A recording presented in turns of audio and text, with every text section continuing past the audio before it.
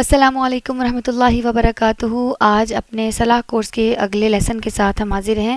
کل جیسے کہ ہم نے ظہر کی نماز کے بارے میں رسول اللہ صلی اللہ علیہ وسلم کا معمول جانا تھا کہ آپ صلی اللہ علیہ وسلم کے کیا سنت تھی، کیا طریقہ تھا، کون سی سورج جو ہیں، کون سا قرآن کا حصہ ظہر کی نماز میں تلاوت فرمایا کرتے تھے زیادہ تر۔ اس کا مطلب یہ نہیں ہے کہ پورا قرآن میں سے صرف آپ نے وہی صرف سورج پڑھنی ہے جو آپ صلی اللہ علیہ وسلم کی حدیث سے ملتی ہیں، یہ تو سنت ہے نا۔ نبی پاک صلی اللہ علیہ وسلم کے معمول سے ہمیں پتہ چلتا ہے کہ آپ صلی اللہ علیہ وسلم یہ والی سورہ جو ہے وہ پڑھنا، تلاوت کرنا پسند فرماتے تھے۔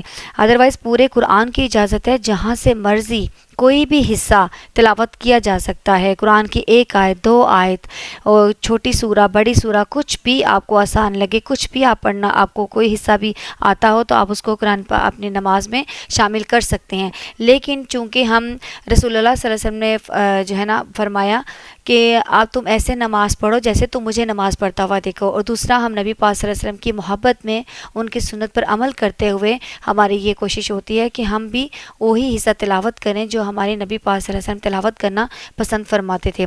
تو جیسے کل ظہر کی نماز کے بارے میں ہم نے جانا کہ آپ صلی اللہ علیہ وسلم اوساط مفصل جو سورج ہیں، سورہ البروج سے لے کر سورہ البینہ تک کی تلاوت فرمایا کرتے تھے۔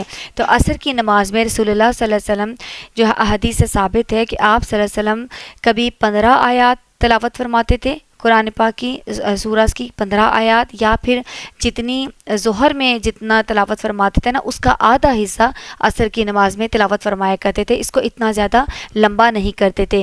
ایک بار پھر میں ریپیٹ کر دوں کہ احادیث مبارکہ سے، صحیح احادیث سے یہ چیز ثابت ہے کہ رسول اللہ صلی اللہ علیہ وسلم ظہر اور عصر کی جو 4 فرض رکعات ہیں نا، ان کی پہلی 2 رکعات میں سورۃ الفاتحہ کے بعد قرآن پاک کا کچھ حصہ، جیسے میں نے بتایا جو سورج ثابت ہیں، ان کی تلاوت فرمایا کرتے تھے۔ لیکن آخری 2 رکعات جو ہیں وہ اس میں صرف سورۃ الفاتحہ کی تلاوت ہی فرمایا کرتے تھے۔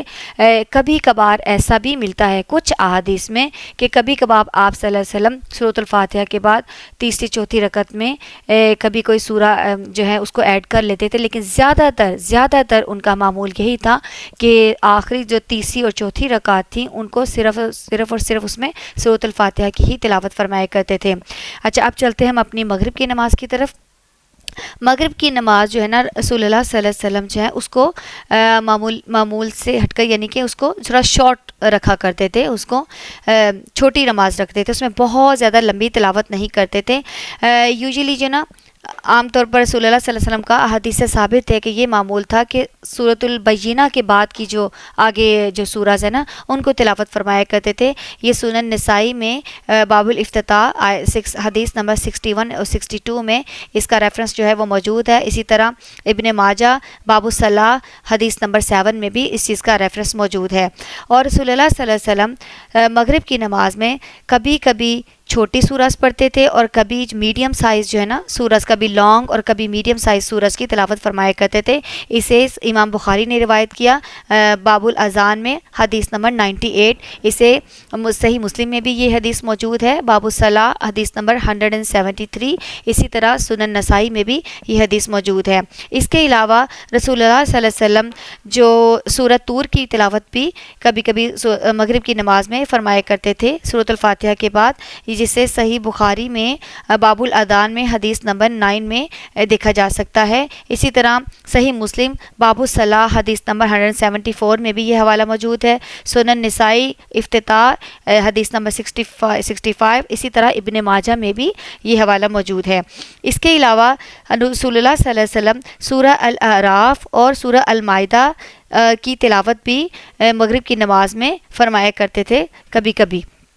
مطلب روز کا یہ معمول نہیں تھا، روز کی میں نے آپ کو جیسے بتائی نا کہ کبھی وہ لمبی سورج پڑھتے تھے، کبھی میڈیم سورج کی تلاوت فرماتے تھے، تو کبھی اسی طرح کبھی سورہ الاعراف اور کبھی سورہ المائدہ کی تلاوت بھی فرمایا کرتے تھے، جو صحیح بخاری باب الاذان یعنی کہ جو باب الاذان بک آف اذان حدیث نمبر 98 میں اس کا حوالہ آپ کو مل سکتا ہے۔ اسی طرح ابو داؤد باب الصلاح حدیث نمبر 127 میں بھی یہ ریفرنس موجود ہے۔ اسی طرح آپ چلتے ہیں عشاء کی نماز کی طرف۔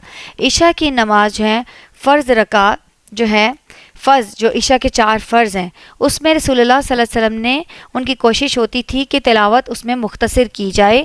رسول اللہ صلی اللہ علیہ وسلم کو عشاء کی نماز میں سورۃ الفاتحہ کے بعد بہت زیادہ لمبی تلاوت کرنا جو ہے نا وہ منع فرماتے تھے، کیونکہ حدیث سے ثابت ہے کہ آپ صلی اللہ علیہ وسلم فرماتے تھے کہ آپ کے پیچھے کوئی بزرگ کوئی بیمار بھی لوگ ہو سکتے ہیں، تو اس کو عشاء کی نماز کو جو ہے نا خاص طور سے اس کو چھوٹا رکھو. تو اتنی زیادہ لمبی نہیں رکھتے تھے. کون سی سورہ کی تلاوت فرماتے تھے جو حدیث سے ہمیں پتہ چلتی ہیں؟ سورہ الشمس، جسے ترمذی میں باب الصلاح حدیث نمبر 229 میں اس کا ریفرنس موجود ہے. سنن نسائی باب الافتتاح حدیث نمبر 62. اور اسی طرح سورہ الشقاق سورۃ الانشقاق کی تلاوت بھی فرمایا کرتے تھے، جسے سنن نسائی باب الافتتاح اور حدیث نمبر 53 میں اس کا ریفرنس موجود ہے. اسی طرح رسول اللہ صلی اللہ علیہ وسلم کبھی سورہ التین کی تلاوت فرماتے تھے، یہ بھی سنن نسائی میں موجود ہے، اور کبھی سورۃ الاعلی، سورۃ العلق اور سورۃ اللیل کی تلاوت بھی فرمایا کرتے تھے.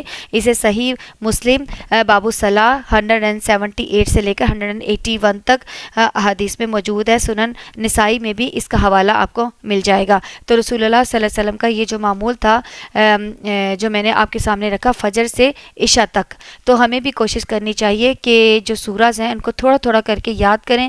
کم از کم ان کا لفظی ترجمہ تو ہمیں پتہ ہونا چاہیے. جتنی ہمیں آتی ہیں، جتنی ہم پڑھتے ہیں، کم از کم ان کا ترجمہ تو یاد کریں نا، کہ ہمیں پتہ ہو کہ ہم پڑھ کیا رہے ہیں. اللہ تعالیٰ سے کچھ اگر مانگ رہے ہیں تو پڑھ کیا رہے ہیں. اللہ تعالیٰ کا قرآن پڑھ رہے ہیں تو ہمیں یہ پتہ ہونا چاہیے، کیونکہ ہم اللہ تعالیٰ سے کلام کر رہے ہوتے ہیں نا نماز میں کھڑے ہو کر. اللہ تعالیٰ سے ہاتھ باندھے ہوئے اللہ کے حضور کھڑے ہیں، اللہ سے گفتگو کر رہے ہیں اور اللہ کا قرآن پڑھ رہے ہیں. تو ہمیں کیا پتہ اللہ تعالیٰ قرآن پاک میں ہمیں کیا کہہ رہے ہیں، ہم کیا پڑھ رہے ہیں، اگر ہمیں اس کا ترجمہ ہی نہیں آتا ہوگا.